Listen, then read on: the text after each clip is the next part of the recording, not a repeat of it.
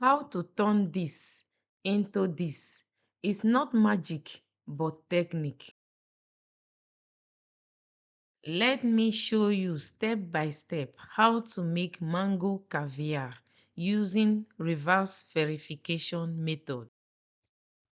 Please don't make the mistake of blending all your ingredients and start making the caviar immediately. This will not work. Wash, peel, cut, and transfer everything into a kitchen robot. Add some water and salt and blend into a fine paste. Later, I will be showing you the consistency that you will be aiming at. Water is adjusted according to the thickness of the mango puree. Please like and subscribe, and also turn on all notification bell to see more videos of this type coming out of our channel. And also share this video with your friends and family or to whom it may be useful, because this helps the algorithm to show this video to more people on YouTube. Thank you. Please, if you have any question about this recipe, don't hesitate to leave it in the comments below, and I will be very glad to help you out.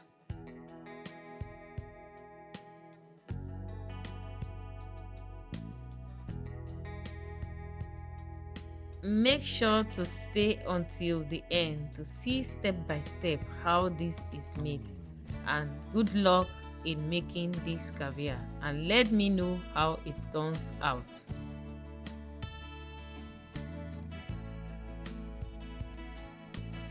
Then strain through a fine sieve. This gives a clean, silky texture and better pearls. Making caviar or verification is not a guesswork. Every ingredient have to be measured correctly. The alginate is 0.7% in the water bath, while the calcium lactate is 2% in the mango. This is the consistency of puree you are looking for. If it is too thick, add more water to adjust the thickness. Add calcium lactate to the mango juice and blend using a staff mixer until fully dissolved. I also added some lemon juice off camera, but be careful that it is not overpowering your mango. Then I transfer it into a squeeze bottle and place it in the refrigerator until it is ready to be used. Be careful of the lemon juice. If you have never made caviar before or you don't know how this works, I will prefer you avoid using the lemon juice in this recipe. Just stick to the mango alone.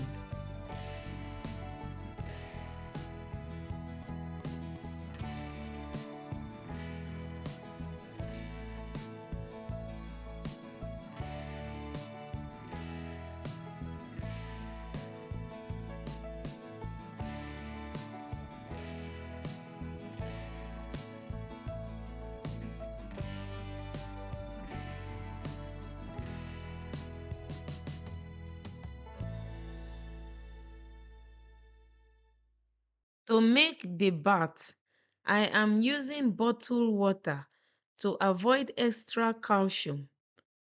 Then I add my sodium alginate, blend gently with a staff mixer, strain, and let it rest in the refrigerator for at least 8 hours or even overnight. This helps to remove every air bubbles. Then it becomes translucent so that you can make the best caviar. Alginate in my bath. Normally, the recipe is 5 gram to 1 liter water, but I use 7 gram to 1 liter water.